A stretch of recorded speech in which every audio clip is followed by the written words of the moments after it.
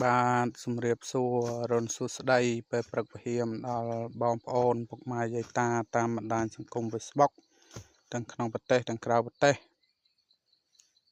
ហើយក៏សូមសួស្តី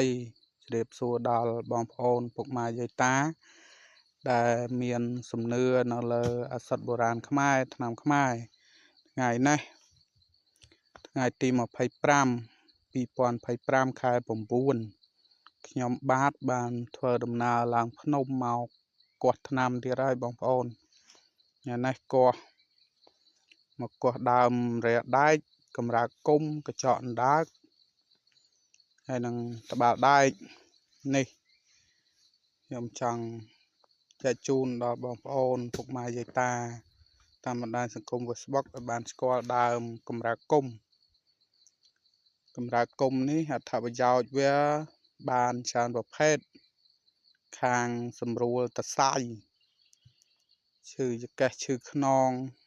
ហ្នឹងហើយអ្នកលើសឈាមក៏ហូបត្រូវដែរហ្នឹងហើយងាប់ដៃងាប់ជើង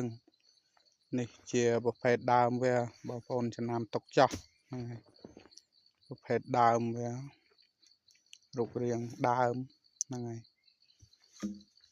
នេះទេយភាពព្រៃភ្នំបងប្អូនលើភ្នំនេះ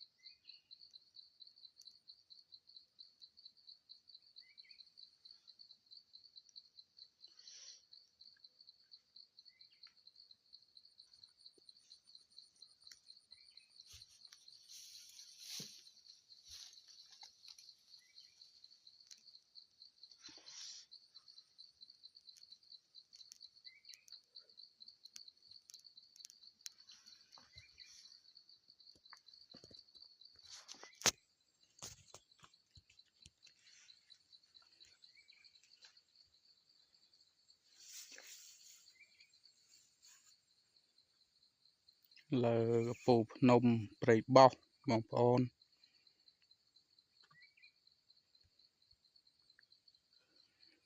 ហើយបើពុកម៉ែបងប្អូនយាយតាតាមបណ្ដាញសង្គម Facebook គិតថាវីដេអូខ្ញុំបាទនេះមានប្រយោជន៍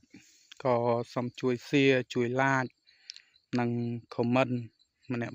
មួយផងដើម្បីថ្ងៃក្រោយខ្ញុំបាទនឹងធ្វើคลิปវីដេអូចែកជូនដល់ពុកម៉ែបងប្អូនយាយតាតាមបណ្ដាញសង្គម Facebook ថ្នាំខ្មែរព្យាបាលរោគផ្សេងទៀតអរគុណច្រើនសម្រាប់លាពីចម្ងាយជូនពរពុកម៉ែបងប្អូនយាយតាតាមបណ្ដាញសង្គម Facebook ទាំងអស់ទាំងក្នុងប្រទេសទាំងក្រៅប្រទេសបានសុខដោយសុវត្ថិភាពហ្នឹងហើយធ្វើដំណើរបានសុខដោយសុវត្ថិភាពផ្លូវចិត្តផ្លូវឆ្ងាយសូមឲ្យជាអស់នៅជំងឺជាធិទាំងពួងទាំងឡាយ